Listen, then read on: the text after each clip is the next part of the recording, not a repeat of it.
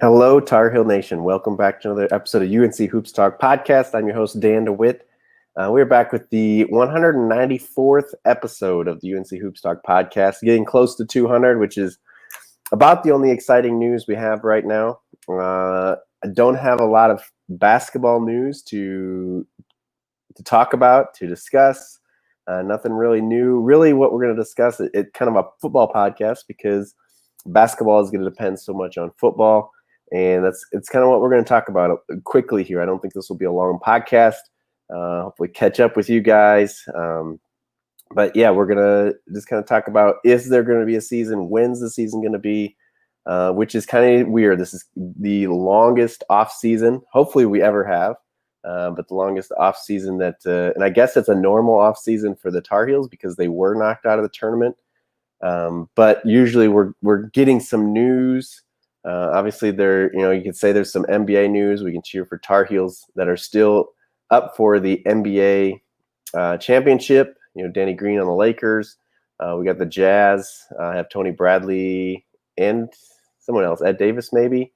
And I think Nasir Little, even though I don't think he's playing again yet, but on the Blazers. But will the NBA even finish their season here? Obviously the news that they postponed yesterday. I haven't seen anything today, but talks that they could postpone today's games and that the season could actually be in jeopardy because of the social injustice of the shooting in Milwaukee and just the horrible stuff that keeps happening. Just unreal, and just like, what kind of world are we living in? But that's not why we're here. I guess that's one UNC basketball related thing, I guess, kind of, sort of. But yeah, I'm sorry if I sound kind of nasally. We're, as an entire family almost, going through the snotty nose, going back to school. My kids are in person, so all the germs that come with that, I don't think, and I hope that we don't have COVID. I'm pretty sure that we don't. There's no other symptoms. We have coughs, but no fevers and anything like that. It's been mostly just runny noses and sinuses as usual this time of year. But hopefully it's not too nasally for you. I'm glad that you're here, and I hope that I'll try not to ramble too much here, but we're going to kind of jump into NCAA recent release or announcement coming up about the season, and just kind of discuss whether we're going to have a season or not. And so I would love to hear from you. If you're watching live on YouTube right now, you can definitely leave a comment there. I will see it. Hannibal right here has the praying hands. I guess some people say the high five hands. I'm guessing this is the praying hands saying we're praying for a season this year. We definitely feel like we need, obviously, in the grand scheme of things. And, we're just talking about the crud that's happening in our world right now. We don't need basketball, but kind of for our sanity and all that, it feels like we kind of need some kind of release or relief, or whatever you want to say. We need it, but we know that we really don't need it. It's not a necessity in life, but we would love to have it back. So yeah, leave your comments there if you're watching on YouTube. If you are listening to this later as a podcast, I would love to hear your thoughts on Twitter, Instagram, wherever you're connected with me. Hopefully you are connected with me. Or even later on the YouTube video, you can leave a comment. But my Instagram and Twitter handle are at alltarheeldan. Pretty simple there. I can throw it up there, I guess. I guess that comes up as a ticker if you're watching. Again, if you're listening, it is down in the description. But alltarheeldan. And so jump in a little bit. Obviously, like I said, it's going to depend on what happens with football right now. Who knows what's going to happen with football? They really have no contingency plan. It's like we're going forward. Obviously, without the Big Ten, the Pac-12, they've already said their seasons are going to happen in the spring, if at all.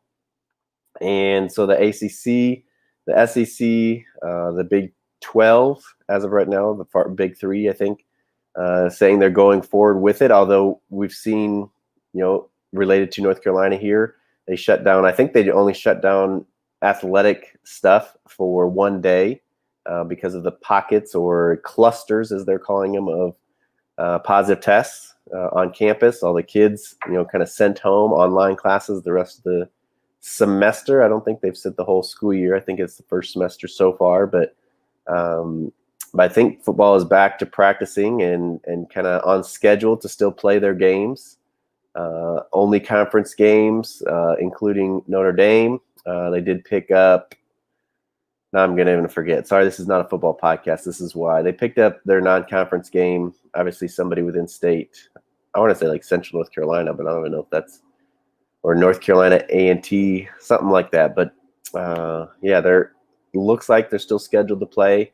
But, again, the pockets of COVID tests jumping up, NC State getting hit pretty hard with their tests coming back positive. And, Alabama, I've seen, at least around me, Alabama's been pretty bad for positive tests, and really campuses are not looking great. Hopefully, maybe with students going online and can keep the football team a little bit more of a bubble, it'll happen. But it's gonna affect what happens with college basketball. If they can somehow get a college football season, which of course is what we're all cheering for, if they can pull that off, have a season and not have too many outbreaks. Obviously, people are saying, "Oh, somebody's going to die." If nothing serious like that happens, then hopefully November, December at the latest, we can get some games, even if they're conference games right away. Get some games in. If football just kind of falls apart, there's way too many positive tests, and it just falls apart. They don't even finish the season, something like that. Then it sounds like college basketball is going to try to follow the NBA, WNBA, NHL, where there's a bubble, whether it's down in Florida or whether they do it within conference, where the conferences take a bubble, like North Carolina or like the ACC could do Greensboro, Charlotte, something like that, and create a bubble in a place like that where they have the facilities to do it. The SEC could go to Nashville. They're talking about Big Ten going to Indianapolis. I'm sure the Big 12 is something like St. Louis or something like that, where a lot of where they usually have their ACC or where their conference tournaments are held, and see if they can do kind of conference games that way. There's also been talk. I don't know if this is from the NCAA, but other national people, media people, probably mostly saying get a non-conference or a regional bubble. So obviously North Carolina schools, including some of the mid-majors, obviously North Carolina has plenty around them. I think it gets a little bit harder when you're, and I should say too, I know the Pac-12, I don't think the Big Ten has, but the Pac-12 said there will be no sports until at least January 1st. So that would take them out of, doing a bubble even in November, December. But getting a bubble for like North Carolina, obviously Duke could be in it. Davidson, we have State, we have Wake. I'm missing some. I don't even know who else is right. I mean, the people, Greensboro, UNC Greensboro with Wes Miller, Asheville, some of those mid-majors along with some of the bigger ones, and creating a non-conference or just kind of a regional bubble there, getting games in to be able to play. So anyway, the recent kind of announcement from the NCAA is and I don't have the dates in front of me. You can go find them, I'm sure. But they kind of gave out 5 dates or so, and all pretty close together about possible start times. And again, it all depends on football. What happens with football? What do they feel like they can get away with? The NCAA has to have a tournament this year. And again, I don't remember who I was listening to, but that's kind of the starting point. It's like $1 billion that they get from the tournament. So, it's like $930 million. So $1 billion coming from the tournament. They can't afford to not have that tournament 2 years in a row. So they start with, somehow we have to have that tournament. Well, to have that tournament, you have to have some kind of game so the selection committee can select teams to get into, probably that bubble, because that will probably be a bubble or even pods of bubbles until they get down to the Final Four. So they have to do that. And so the NCAA it's pretty much seeing what can we get away with. And again, football is going to determine that. How well football goes off determines how lenient the NCAA can be in what they kind of allow or,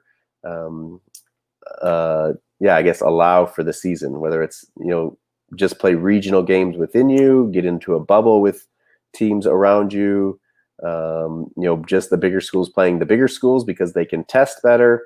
And people are also saying that kind of push it off because testing is going to become cheaper and easier with the results coming back quicker. There has been already a saliva test that would be significantly cheaper, and the results come back quicker, and more places could read those results. So that's really what allows it comes back quicker. A lot of non-basketball talk for a basketball podcast here, but it's kind of where we are in this 2020 realm of stuff. And then I think this, we'll see how much this NBA stuff affects the other stuff.